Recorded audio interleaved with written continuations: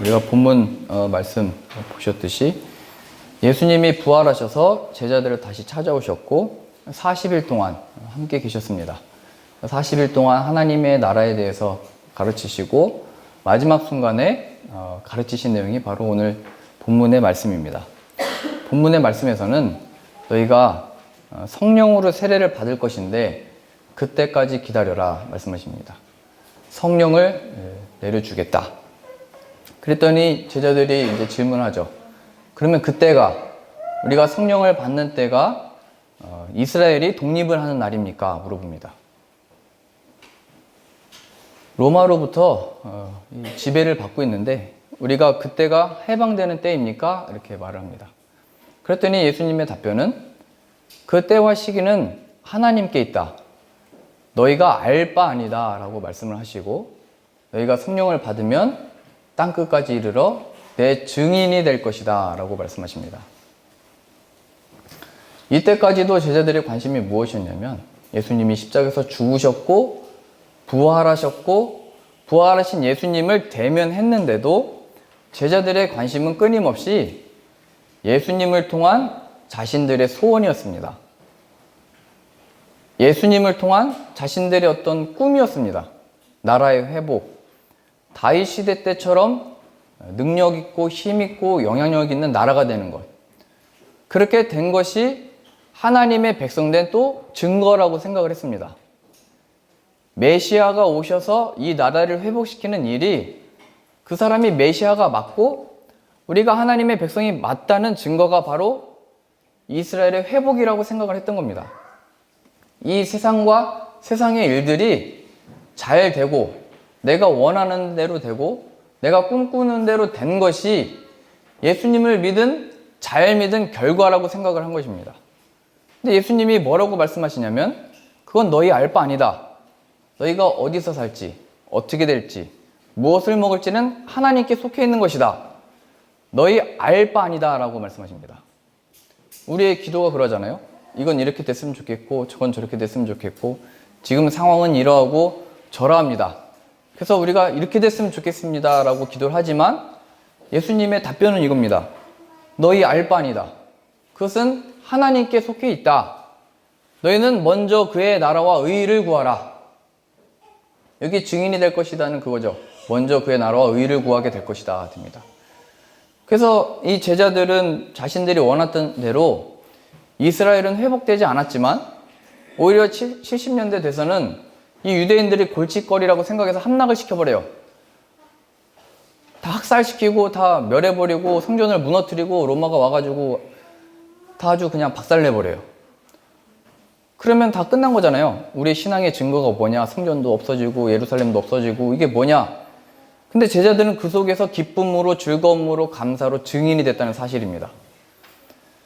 우리가 성령 받은 증거가 무엇이고 성령 받음으로 예수님을 믿은 그 증거가 뭐냐면 이 상황으로 인하여 기뻐하고 즐거워하는 일에 있지 않고 하나님이 나에게 이 일을 주셨다, 이 일을 가져가셨다의 어떤 신앙에 잘되고 못된 것의 증거가 있는 게 아니고 성령님을 받는 것입니다. 성령을 받아서 이 시대와 이 때가 어떠하든지 어떤 상황이든지 어떤 모습이든지 상관없이 예수님을 나타내고 예수님을 증거하는 자로 나온다는 사실입니다. 우리 안에 이 증거가 있냐 얘기하는 겁니다. 우리 안에 이 예수 그리스도가 계시냐 얘기하는 겁니다. 성령을 받았는가 얘기하는 겁니다. 내가 예수님을 믿기로 한 것과 정말로 그 믿는 믿음을 하나님이 주셔서 성령을 주셔서 믿게 된 것, 거듭난 것은 다른 것입니다. 얼마든지 그 누구나 예수님을 믿기로 할 수 있고 믿는다고 말할 수 있지만 정말 그 심령에 그 믿음을 주셔서 예수님을 영접하고 주님으로 모시고 정말 그 즐거움과 감사와 기쁨과 찬양으로 나아가는 사람은 다른 겁니다. 거듭남. 제자들도 이 거듭남이 있기 전까지는 늘 관심이 세상을 향해 있었다는 거예요. 우리의 관심은 어디에 있습니까? 자녀입니까? 자녀를 주신 하나님입니까? 내 사업입니까? 사업을 허락하신 하나님입니까? 내 삶과 내 꿈입니까? 나를 만드신 하나님입니까? 이 얘기하는 겁니다. 거듭남의 증거는 내 육신과 이 세상과 세상에 있는 것들을 다 하나님께 맡길 수 있게 된 것이고, 그 어떤 어려움과 환난과 괴로움이 온다 할지라도 우리 안에 계신 예수님의 생명을 인하여 기뻐할 수 있다는 거예요.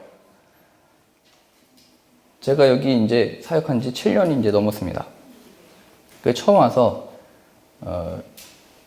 저희 아버지가 목회를 하셨기 때문에 내가 제일 잘 알고 많이 봐왔고 익숙한 게 교회다라는 생각을 하게 됐고, 난 잘할 수 있어 이런 생각에 빠져 있었던 것 같습니다. 근데 막상 이렇게 담임 목회를 해보니까 제 마음에 기쁨을 찾을 수가 없었어요. 물론 여기 올 때 자체도 뭘 바라고 온 게 아니고 말씀이 필요하다고 해서 다른 거 묻지 않고 왔거든요. 그래서 말씀을 내가 온전히 준비해서 잘 준비한 대로 가르치면 되겠구나 생각을 했는데, 근데 제 마음에는 평강이 없고 평안이 없었어요. 왜 이 하나님의 일을 하고 사역을 하면서 내 마음에는 기쁨이 없을까? 왜 감사가 없을까? 하나님의 이 사역을 하면서 즐겁고 기쁘고 찬양하고 기쁜 마음으로 드려야 되는데 왜 내 마음에는 그런 평안이 없을까? 그러던 중에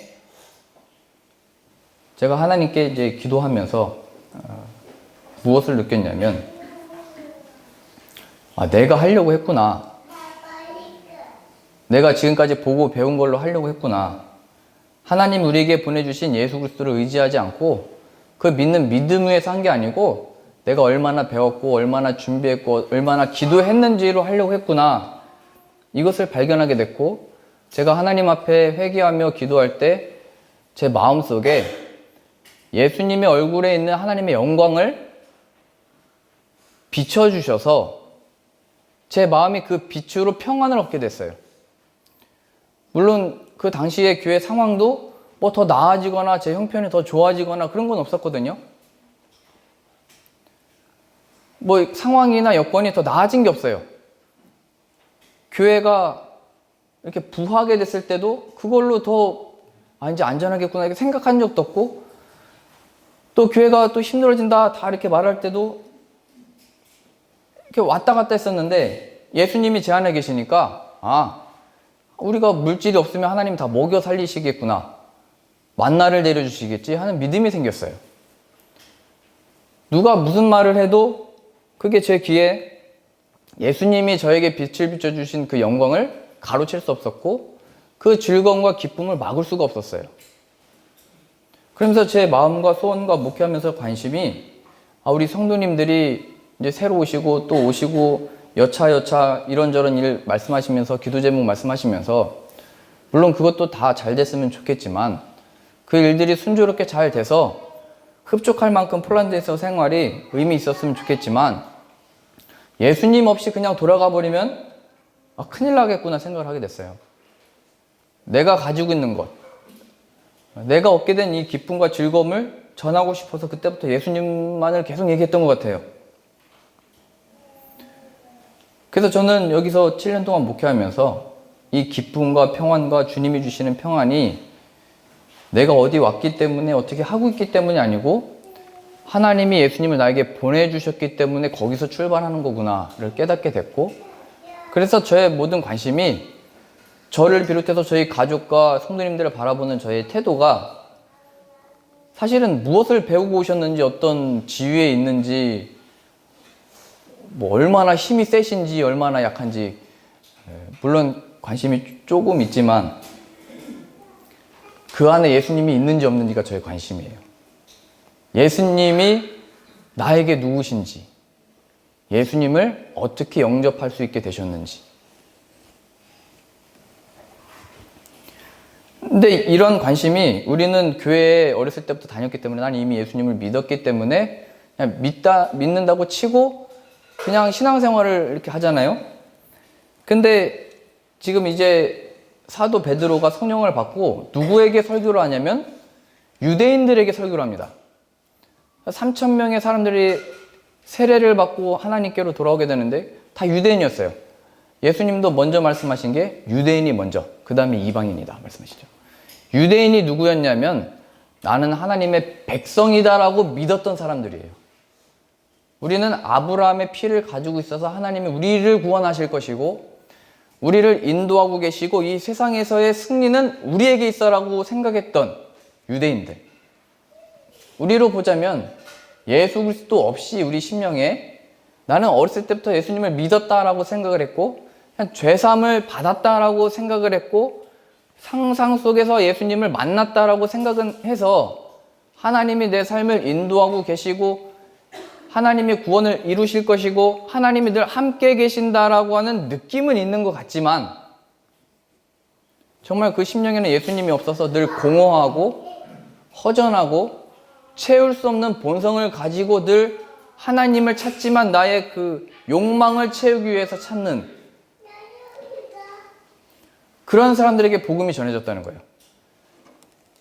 구약 성경도 하나님의 택한 백성들에게 주어진 거고요.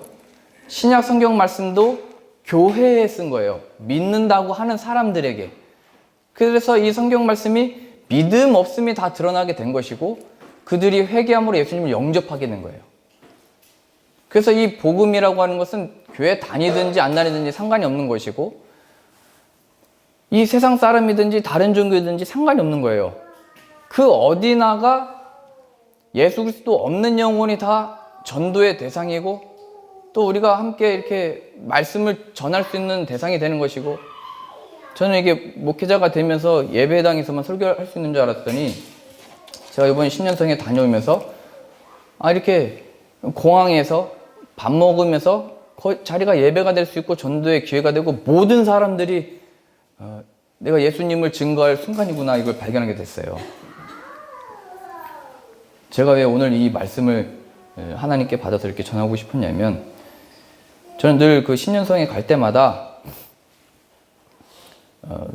예수님 얘기하지 않고 다른 얘기하는 걸 잘 못 봐요. 들으면 화가 나요. 왜 저 단위에 서서 혹은 왜 자꾸 이렇게 사람 높이고 이거 하잖아요. 대회로 모이고 하면 누가 준비하시느라고 고생하셨다 잘하셨다 뭐 어린이 프로그램부터 시작해서 어른 뭐 프로그램 얼마나 많은 준비를 하겠어요. 이번에도 270명의 성도님들이 오셨거든요.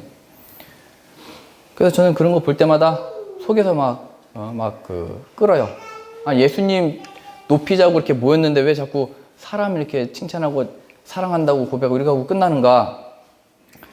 근데 이번에는 저에게 이제 지난번에는 교회학교 저한테 맡기셔서 4년 동안 해왔고 이번에는 찬양 인도를 맡기셔서 오랜만에 이제 그 어른 집회에 참석을 했어요. 잘 됐다. 내가 복음 전할 기회를 찬양할 때 하자 해서 예수라고 하는 표현이 들어간 찬양만 골랐어요. 3박 4일 동안. 그래서 예수님 들어가는 찬양 다양하게 다 넣었어요. 그리고 나서 난 정말 그래 찬양하면서 복음 전했고 우리 기도할 때도 예수님 구하고 그렇게만 했거든요. 기도할 때. 근데 그러고 나서 마지막 날 이렇게 잠을 자려고 하는데 하나님 저 잘했죠? 저 복음 잘 전한 거죠? 이렇게 생각을 했는데 마음속에 성령님이 어떤 메시지를 주셨냐면 좀 책망 같았어요. 책망. 마지막 날 저녁에 다 같이 동그랗게 서서 인사를 했거든요.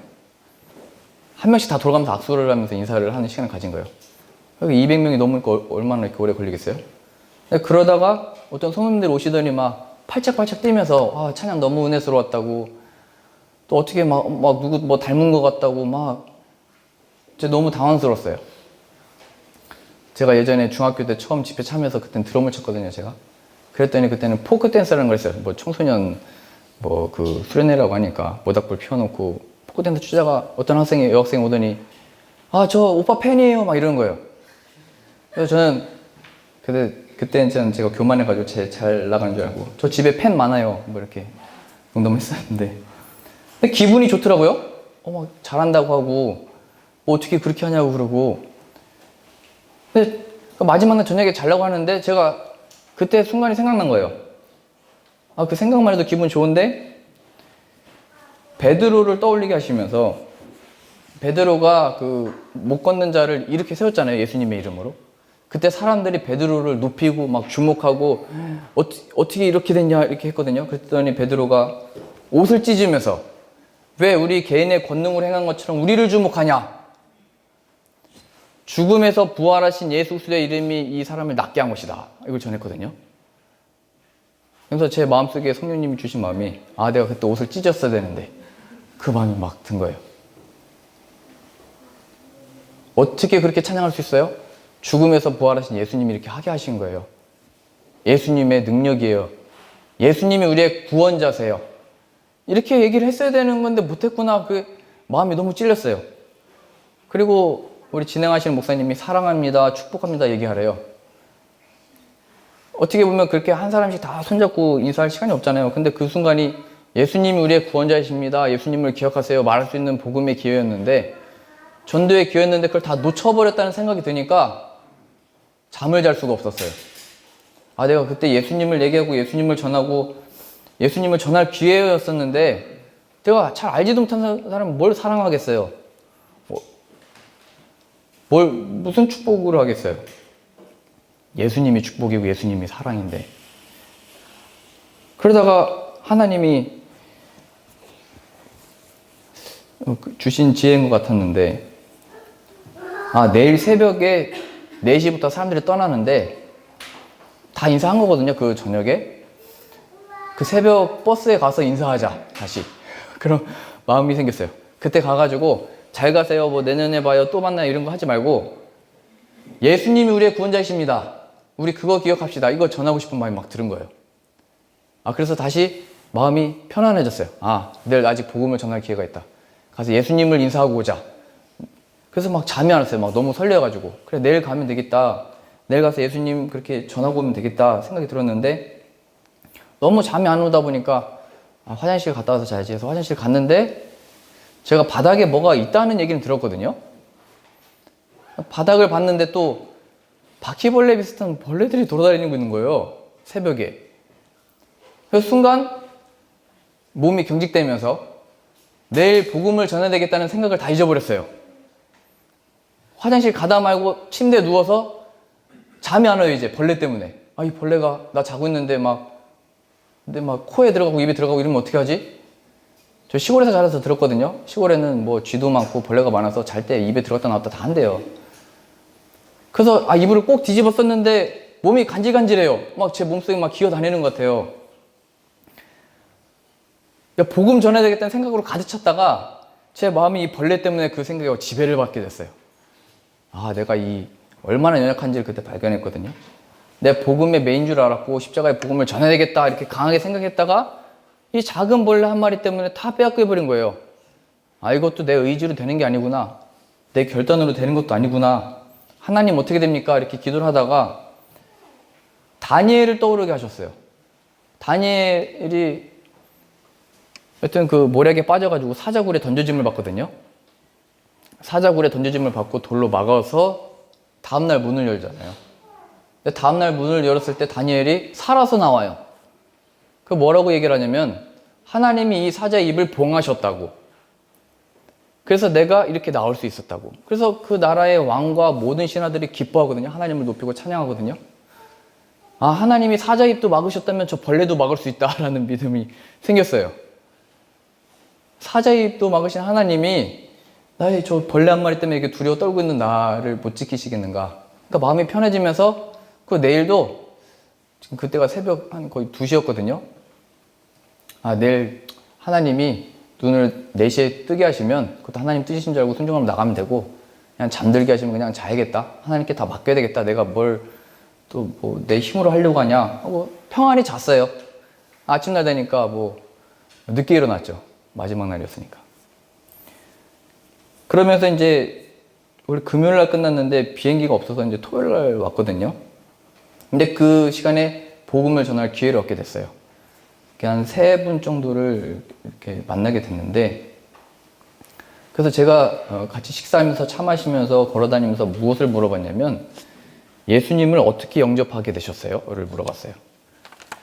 이미 이번에 직분자가 되고 장로님도 되시고 이런 분들이기 때문에 그 안에 예수님 있냐 없냐 이건 좀 결례인 것 같아가지고 예수님을 어떻게 영접하게 되셨어요? 이렇게 했더니 사연들이 다 있어요. 젊었을 때 어머니가 돌아가시게 됐는데 그 어머니께서 늘 새벽 예배를 다니시고 자신을 위해서 가족을 위해서 기도하는 모습 보면서 아, 내가 어머니께 효도를 하지 못했는데 어머니께 이 사랑을 갚는 일은 내가 교회에 나가게 되는 거구나 해서 교회를 나가기 시작을 했고 예수님을 영접하게 됐고 지금 이렇게 잘 살고 있다고. 그래서 그렇게 되셨군요. 그러면 그렇게 살게 된 삶에서 또 어머니를 통해서 이렇게 교회를 나오게 되셨고 예수님 영접하게 되셨는데 그러면 예수님은 어디 계신가요? 물어봤어요, 제가. 그랬더니 좀 이렇게 당황하시면서 어떻게 신앙생활하고 있는지를 설명을 계속 하시더라고요. 우리 교회는 말씀을 매일매일 이렇게 보내주시고 뭐 새벽마다 이렇게 보고 누구도 이렇게 후원해서 도와주고 이 지역사회에서도 이런 일을 하고 있어요. 그러면서 우리는 예수님 얘기를 안 하고 목사님도 우리는 믿으라는 이런 어떤 강압적인 뭐 얘기를 안 해요. 근데 잘하고 있어요. 이렇게 얘기를 해요. 다 잘 되고 있대요. 소문도 좋게 나서 사람들이 온대요. 그래서 거기 예수님이 어디 계신대요? 제가 계속 물어봤어요. 그래서 이거 위험하고 심각하다라는 생각을 하게 됐어요. 또 한 성도님은 공항에서 이제 비행기 타기 전에 이제 뵙게 돼서 이제 얘기를 했는데 예수님을 어떻게 영접하게 되셨어요? 이렇게 또 물어봤어요.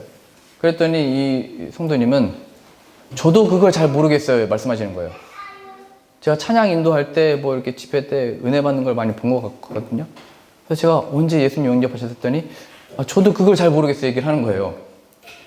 그러면서 그러면 어떻게 교회를 나가게 되셨는지를 이제 설명하는 거예요. 그러면서 예수님이 내 안에 있는지 없는지는 잘 모르겠지만 하나님이 나를 인도하고 계시는 건 느낀다고. 하나님이 늘 함께 계시면서 여기까지 인도하시는 것은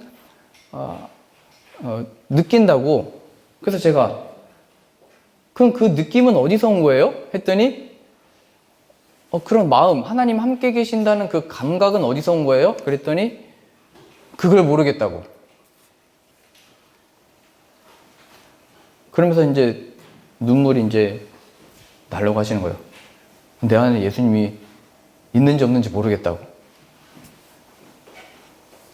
그러면서 어떤 얘기가 나왔냐면 자신의 그 사춘기인 자녀에 대해서 얘기를 하더라고요.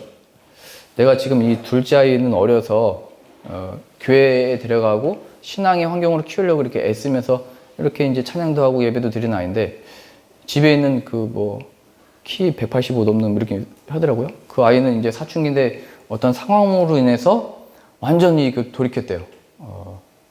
그래서 어떻게 할 수가 없대요. 어떻게 건드릴 수도 없고. 그래서 이제 제가 그때 얘기한 거예요. 제가 죄인인데 이 죄인을 예수님이 구원해내셨다고.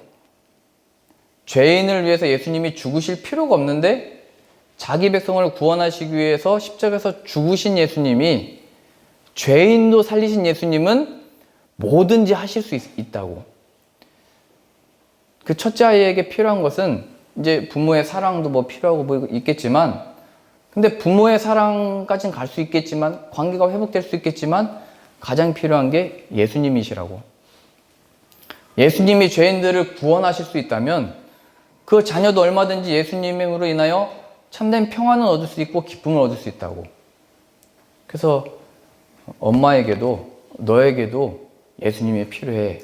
그게 바로 하나님에 대해서 심령이 가난한 자가 되는 것이고 그 은혜를 구하는 것이고 그렇게 증인이 되는 거라고 이렇게 말씀을 드렸어요. 그랬더니 이제 비행기 타야 되잖아요. 그러다 또 놓치면 안 되잖아요. 너무 아쉽다고 하면서 이제 가셨는데 뭐 어떻게 하실지는 모르겠어요. 그러면서 예수님이 누구시냐 이거를 계속 대화를 했던 것 같아요. 다 신년상에 참여해서는 열심히 했거든요. 근데 한 사람 한 사람 이렇게 만나서 얘기를 하니까 예수님이 없어요. 또 한 분은 또 목회자분이셨는데 교회에서 회의 때마다 싸운대요. 그래서 저는 회의를 왜 하냐고, 우리에게는 회의를 안 한다고. 그러면은 그 회에 나온 그 안건이 이게 예수님하고 상관이 있는 안건이냐고. 그건 또 아니래요. 그럼 그 안건에 대해서 왜 싸우냐고. 이래도 좋고 저래도 좋은 거면 싸울 필요가 있냐고. 예수님 없이 그냥 싸우고 예수님 없이 그냥 즐거워하고 예수님 없이 하나님이 함께 하신다고 생각하고 느끼고는 있지만 예수님이 없는 거예요. 그러니 예수님으로부터 주어지는 자유도 없고 평안도 없고 기쁨도 없고 그냥 어떤 상상 속에 나와 함께 하시는 분으로만 있는 거예요. 제가 이렇게 몇 분을 만나 뵈면서 정말 이 복음이 필요한 거는 교회 안 다니는 사람들만이 아니고 교회 안에 있는 사람들이구나 이 생각을 하게 됐고, 그래서 성령님이 제 안에 또 누구를 만나든지 예수님이 구원자이십니다 말하고, 또 누구를 만나든지 예수 그리스도가 그 안에 계신지 물어봐라. 예수님을 어떻게 영접했는지 물어봐라. 이런 마음을 주셨어요. 저는 여러분들에게 물어봐야 됩니다. 우리 안에, 내 삶에 예수님이 계십니까? 저는 예수님이 유일한 저의 구원자이심을 믿습니다. 저는 저의 그 모든 상황과 또 목회 현장과 이 인생에서 내가 기쁜 날을 볼 날이 없겠다 이런 생각을 했는데, 제 마음을 여시고 빛을 비춰주셔서 하나님의 영광을 예수 그리스도 안에 비춰주셨거든요. 그래서 이 기쁨과 이 감사와 이거를 우리 성도님들과 나누고 싶거든요. 이런 마음이 있어요. 그래서 저의 관심도 이제 더 이상 우리 성도님들이 이렇게 됐어요 저렇게 됐어요 이기보다, 그럼 그 속에서 하나님의 빛을 비춰주셨나요? 이게 저의 이제 관심인 거예요. 우리 수요예배 때도 속회 모임에서 얘기를 하지만, 그래서 예수님을 더 어떻게 알게 됐냐 이거예요. 저의 관심이 왜 그러냐면 하나님의 관심이 그러하기 때문입니다. 하나님의 관심이 이스라엘 백성들의 회복과 영광과 능력이 아니었고, 성령을 부어주셔서 예수 그리스도를 영접하게 되고 하나님의 백성이 되는 것. 예수님을 믿는 백성들이 교회고 하나님의 나라거든요. 근데 그 기쁨을 다 잃어버렸고, 그러니 무슨 전도를 하고 증인이 되겠어요. 예수님이 내 삶의 소망이 아니고 기쁨이 아니고 감사가 아닌데.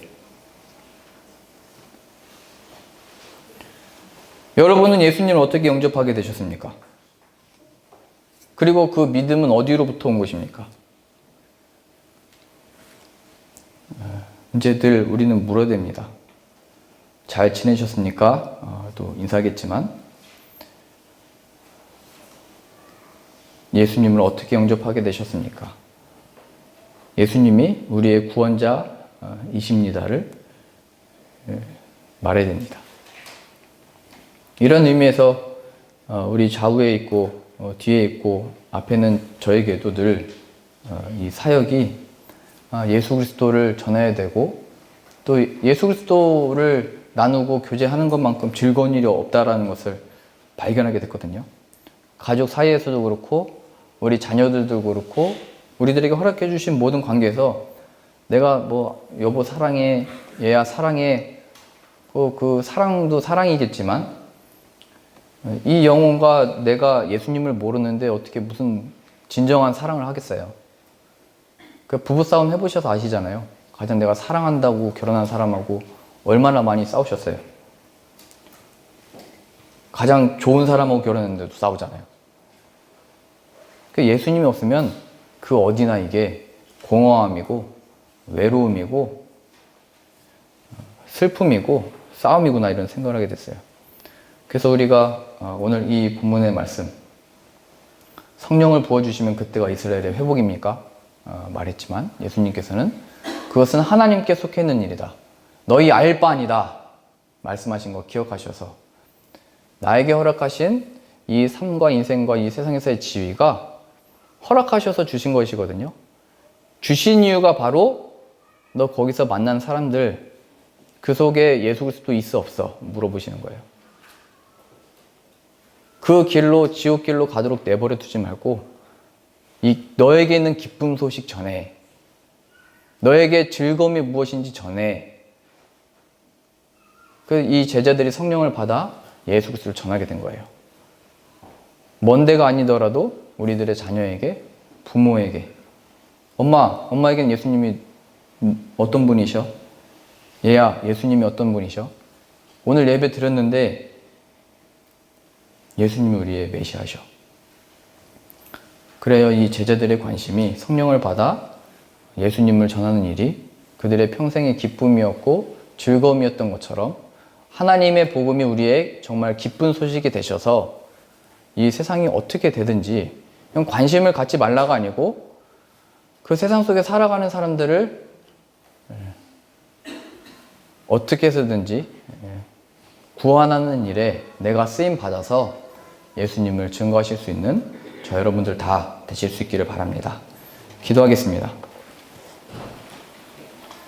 하나님 아버지, 늘 우리의 관심이 나입니다. 나.